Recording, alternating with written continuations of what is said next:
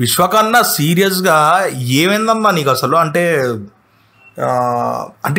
ఇట్లాంటి పోస్ట్‌లు గూడా మీరు పెడతారని నేనైతే ఎక్స్‌పెక్ట్ చేయలేదు. ఎందుకంటే మీ లోపల ఒక ఈ యాటిట్యూడ్, ఒక ఫైర్ ఇవన్నీ అంటే వీటికే మేము యంగ్‌స్టర్స్ అందరూ ఎవరైనా కూడా నేనైనా మాస్కా దాస్ మన ఫలక్నామా దాస్ చేసినప్పటి దగ్గర నుంచి అంటే ఈ నగరానికి ఏమైంది అనే సినిమాల మీ క్యారెక్టర్కి మేము ఎంత రిలేట్ అయినప్పటికీ కూడా ఫలక్నామా దాస్లో out and out mass character మీరు చేసిన అండ్ దట్టు దానికి డైరెక్షన్ ప్రతిదీ మీరు చూసుకొని దాంట్లో మీరే అన్నీ మేనేజ్ చేసుకున్నారని చెప్పి విన్న తర్వాత మేము ఇంకా చాలా రెస్పెక్ట్ పెరిగిపోయింది మాకు. అంటే ఇంకా విశ్వకన్నా లాంటి డైరెక్టర్లు పుట్టుకొస్తే ఇంకా మిగతా వాళ్ళు అంటే యంగ్ జనరేషన్ కొత్త స్టఫ్ అంతా బయటకు వస్తుందన్న నమ్మకం మాకు వచ్చింది. కానీ ఇన్స్టాగ్రామ్లో మీరు మొన్నే పెట్టారన్న పోస్ట్, మీరు మొన్న పోస్ట్ పెట్టిన తర్వాత నాకు అప్పటికప్పుడు వీడియో చేసి నాకు నిజంగా అంటే ఈ విషయం మిమ్మల్ని డైరెక్ట్గా అడగాలనిపిస్తుంది అన్న. అంటే ఎందుకు అడగాలనిపిస్తుంది అంటే మీరు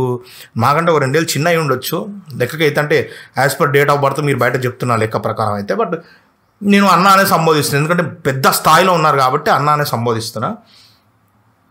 ఒక విషయం అన్న, మీరు ఎవరికి సారీ ఫీల్ అవుతున్నారు అంటే ఆడియన్స్కి సారీ ఫీల్ అవుతున్నారా లేకపోతే ఫ్యాన్స్కి మీరు అనుకున్న స్థాయికి నేను సినిమా ఇవ్వలేకపోతున్నాను కాబట్టి నన్ను క్షమించండి అని చెప్పి మీరు అంటే మీ ఎక్స్ప్లెనేషన్ కానీ మీరు చెప్పే సారీ కానీ ఎవరు యాక్సెప్ట్ చేస్తారు? అంటే పని చేయడం మానేసి మనం ఇలాంటి నోట్లు మనం బయట పెడతా అంటే మనకు ఒక రెస్పెక్ట్ ఉంటుంది అనుకుంటున్నారా లేకపోతే మీరు అట్లా చేయడం వల్ల ఒక సింపతి క్రియేట్ అవుతుంది అనుకుంటున్నా? అంటే మీ ఉద్దేశం ఏందో నాకు అర్థం కాలేదన్న.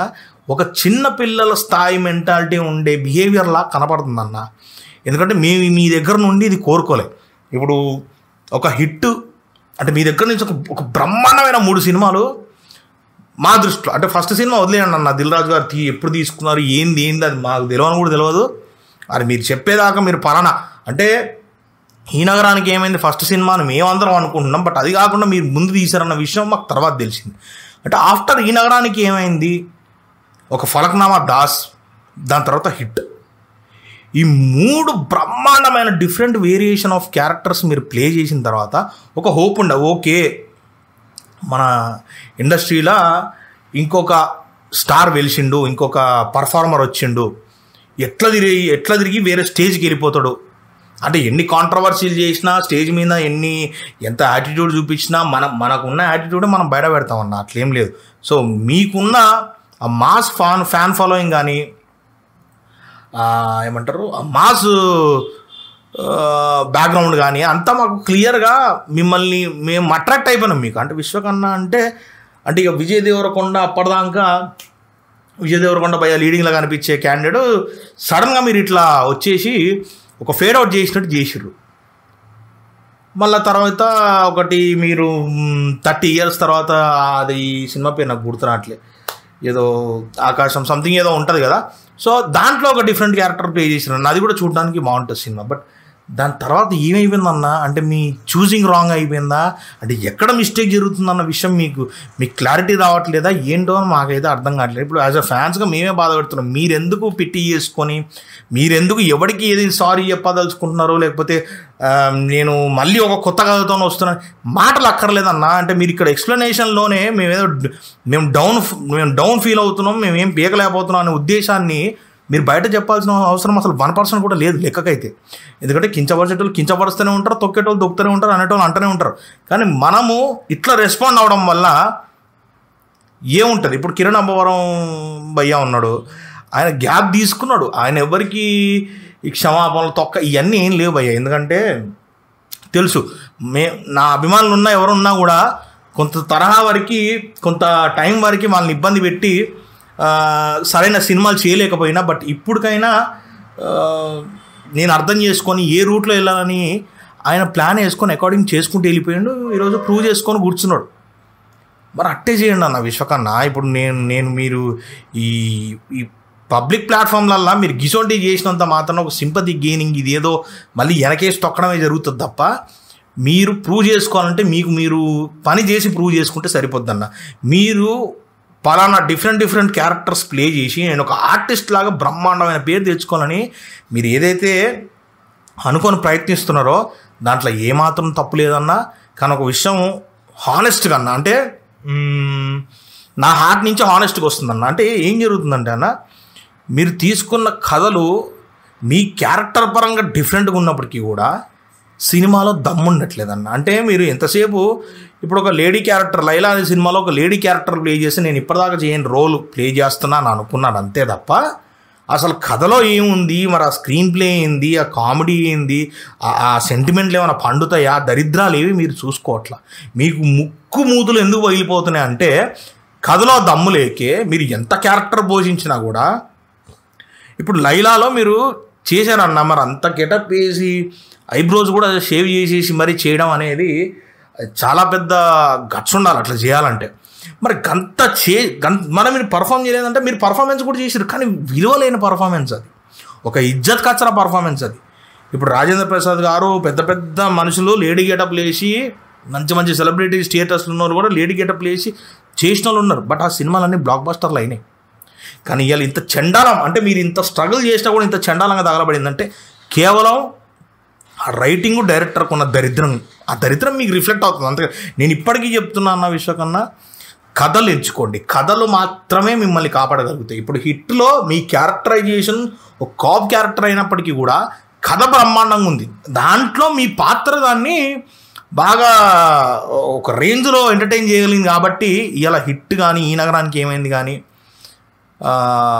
మీకు ఒక హిట్ ఫార్ములా నుంచినాయి. బట్ తర్వాత మీకు అసలు ఒక ఫేడ్ అవుట్. అంటే నిజంగా చెప్తున్నా భయ్యా, విశ్వక్ భయ్యా, ఇంకొన్ని రోజులు ఇలా పోతే మాత్రం మీ పేరుని మర్చిపోవాల్సిన పరిస్థితి అయితే వస్తుంది. ఆల్మోస్ట్ ఇప్పుడు విజయ్ దేవరకొండ భయ్యాది లైగర్ తర్వాత ఇక అయిపోయింది, చాప్టర్ క్లోజింగ్, ఇంకా ఇంకేం లేదు, అసలు చూసుకోవడానికి కూడా వెనక్కి తిరిగి చూసుకోవడం తప్ప ముందలేం లేదు అనే పరిస్థితి వచ్చింది విజయ్ దేవరకొండకి.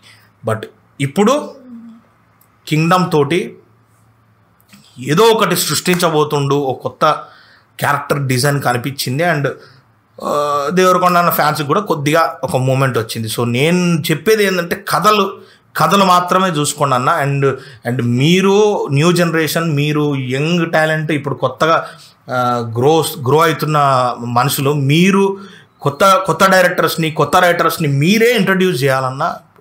రవితేజ అన్న ప్రతి క్షణము రవితేజ అన్న కొత్త డైరెక్టర్లతోని, కొత్త రైటర్లతోని ఆయన ఎంకరేజ్ చేస్తున్నాడు. ఎందుకంటే కష్టం అంటే ఏందో తెలుసు. ఇప్పుడు నాని అన్న కూడా అదే రూట్లో ఉంటాడు. సో మీరు కూడా కొత్త డైరెక్టర్ని, కొత్త రైటర్ని ఎంకరేజ్ చేసి కొంచెం మీరు రైటింగ్ మీద కాన్సన్ట్రేట్ చేసి, ఆ రైటింగ్ అనేది మీరు దృష్టిలో పెట్టుకొని కథ ఎలా జనాలకు తీసుకెళ్ళగలుగుతాం, కథని మాత్రం నమ్మి దాంట్లో మీ పాత్రకి మీరు ఇచ్చే 100% ఇస్తే ఖచ్చితంగా మీరు ఎప్పుడు ఫెయిల్ అవ్వరన్నా అది గుర్తుపెట్టుకొని. సో ఈ క్షమాపణ లెటర్లో, ఒక రిగ్రెట్ ఫీల్ అవుతున్న లెటర్లో ఇసొంటిజీ ఒక చిన్నపిల్లోడు ఎవరం లాగా అనిపిస్తుంది అన్న. అది నాకు అనిపించింది. ఇప్పుడు నేను ఎందుకంటే ఫలక్నామాది చూసిన తర్వాత చాలా బ్రహ్మాండంగా నేను ఫీల్ అయ్యాను. ఎందుకంటే ఇప్పుడు అది అఫ్కోర్స్ అది డబ్ సినిమా అయినప్పటికీ కూడా, మీరు రీమేక్ సినిమా అయినప్పుడు కూడా మీ ఫ్లేవర్ మీరు యాడ్ చేసి హైదరాబాద్ ఎట్లుంటుంది ఏంది పరిస్థితి మొత్తం మీరు బ్రహ్మాండంగా తెరకెక్కించి చేసిన సినిమా అది.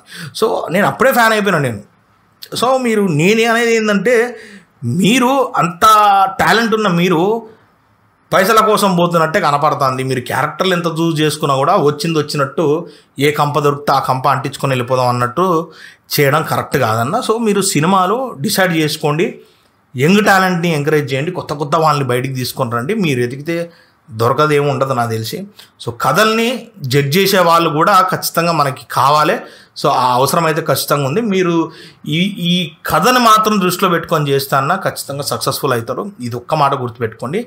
నిజంగా చెప్తున్నా కదా, మీరు ఏదైతే లెటర్ పెట్టిరో అది బేసిక్గా జనాలకి ఎవరి జాంటా కూడా అవసరం లేదన్న. మీరు అంటారు కదా జాంటా కూడా బీకలేరని. సో మీరు ఎంత పగడబందీగా అయితే రివ్యూర్ల మీద కూడా గన్ షాట్ పేల్చిర్రో, అంటే మీ దగ్గర అలాంటి యాటిట్యూడ్ ఉంది. సో దాన్ని మీరు కింద పరుచుకోవద్దు అనేది నా ఉద్దేశం. ఎందుకంటే ఎంత పవర్ఫుల్గా మాట్లాడుతున్నామో అంతే పవర్ఫుల్గా ఉండాలి. కానీ తగ్గిపోయి మాట్లాడినాం అనుకో, నేను మెడలు బట్టి గోడ కొట్టాంరా మేము అనే ఫీలింగ్ జనాలకు కాదు మిగతా వాళ్ళకు కూడా అనిపిస్తుంది. సో ఆ ఉద్దేశంలో నేను ఈ విషయం చెప్పదలుచుకున్నా. మీకు పని చేసి చూపిద్దామన్నా ఇటువంటి లెటర్లో అవసరం లేదు. మనం ఇజ్జత్ పోతుంటుంది మనకి ఇట్లా చేయడం వల్ల, అంతకు మించి ఏం లేదు. నెక్స్ట్ వీడియోలో మళ్ళీ కలుద్దాం.